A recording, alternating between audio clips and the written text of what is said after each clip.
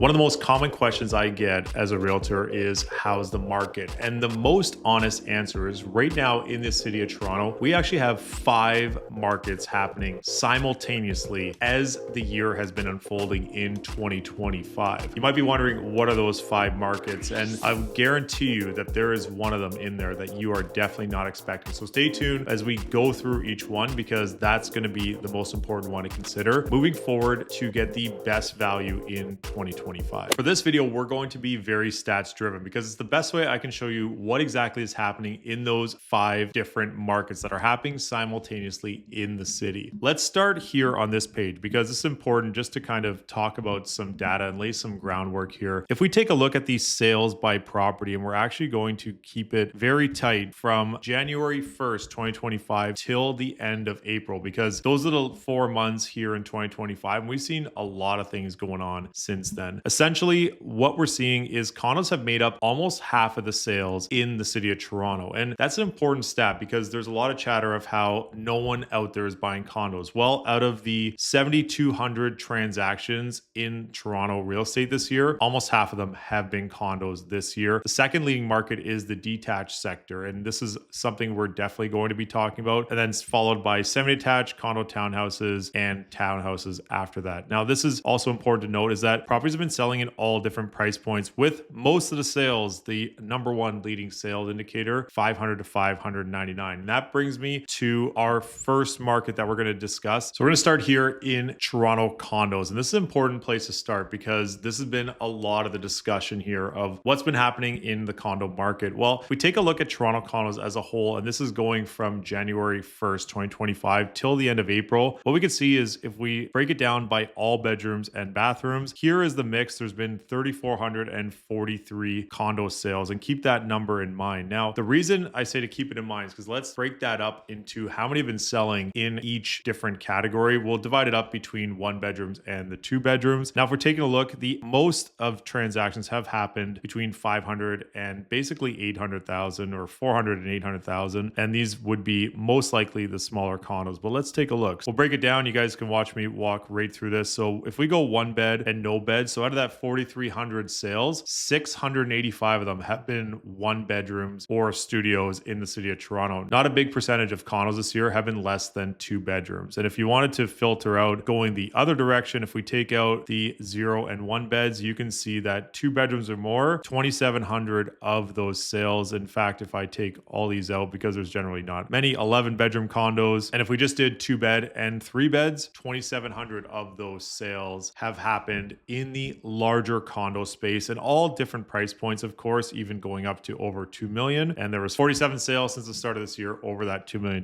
mark, and even 86 between 1.25 and 1.5. So just something to keep in mind. If we take a look at the condos that have been selling, a significant portion, so those are 2 of the markets for condos.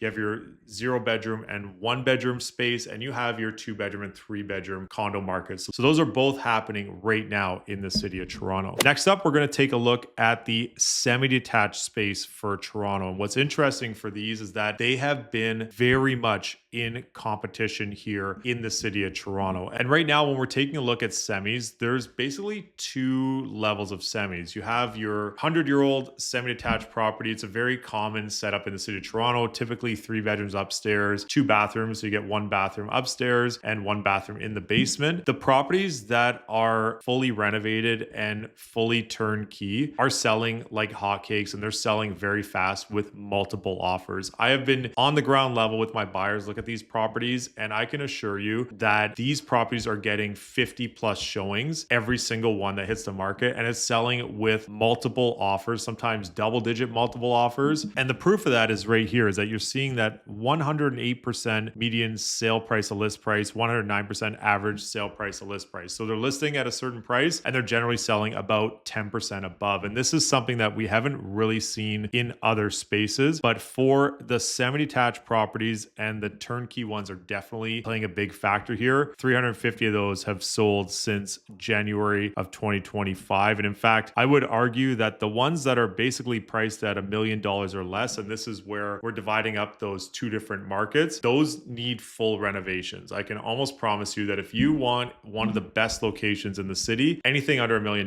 will be basically a gut renovation that needs probably somewhere between $300,000 and $500,000 worth of work to make it up to today's standards of living. And I'm not talking like just to brush it up a little bit. I'm talking like these properties need a full gut job. It's maybe not even safe to live in them. Anything over that 125 to 15, you're probably something not quite in the best pockets. But as you get to that 15 and above, these are selling very quick. You can see here, median days on market is 9. And the other piece of this that I just wanted to add is that the months of inventory for these properties and semi-detached properties are really one of the biggest factors. So if we take a look at months of inventory, and if I break down Toronto and I take a look at, for example, W1, which is Roncy, High Park, we can see that the months of inventory is still around 2.5. But for W2, if you go in Bloor West Village, you're looking around, again, kind of just around 2. In February, March, these numbers were at 1. If we go to the east side, where we're looking like Leslieville, for example, Riverdale, same kind of story, except these are around 1.25 months of inventory. In March, they were at 0.8. So every semi-detached property in Leslieville that's turnkey and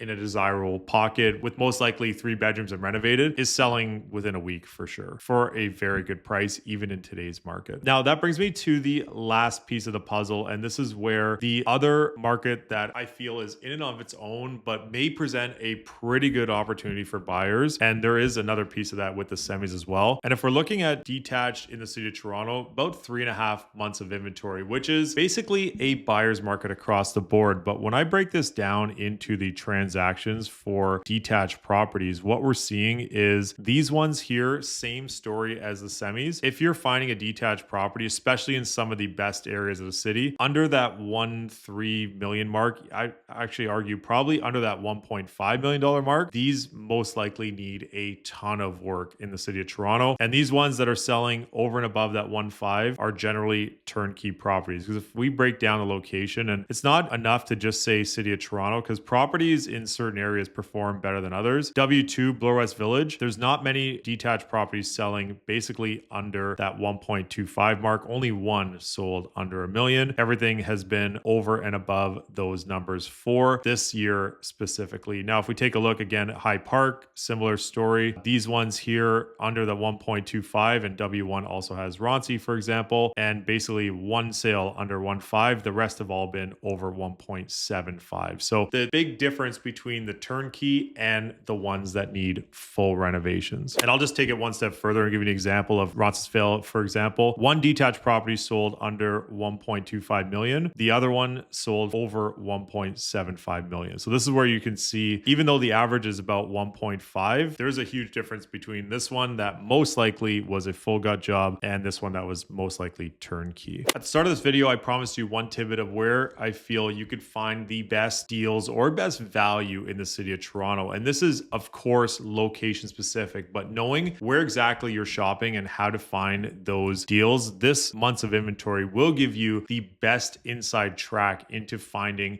what exactly you're looking for, and knowing also if you're going to be stepping into competition or not. If we take a look at the city of Toronto, and let's just pick, well, we were just talking about Roncy. Let's pick Roncy and Hyde Park. It's a really good area to use as an example. So if we go with Hyde Park, W1, we know that months of inventory has increased here across the board, and that's for all property types. Now, if you're looking for a condo, this is playing a big factor in months of inventory because they're at 8 months of inventory. And this is a pretty wide range because this goes left and right or east and west of Hyde Park. But if you're looking specifically for a semi-detached in these areas, this is where we are seeing the months of inventory start to climb. And some of these need a ton of work. So those are the 5 markets that are happening simultaneously. We have a smaller condo versus a bigger condo market. We have a semi-detached versus the detached market. And then we have within those 2 markets, the unrenovated versus the renovated market. And those are 2 very important things to consider. And when you are looking for opportunities out there in the market, if you're looking to do some work on a property, maybe purchase a property for a renovation, knowing what those renovations would cost in 2025 and also having the insight of what exactly that looks like timing wise and factoring in things like the anti-flipping tax and the time it would take you to actually do those renovations, super important to know. But if you're looking in some of the prime areas of the city, they're still very active, especially for buyers. And I am seeing over 50 showings in some of these properties, which means that buyers have been circling. I know that open houses have also been super busy on some of the properties that we have listed right now. So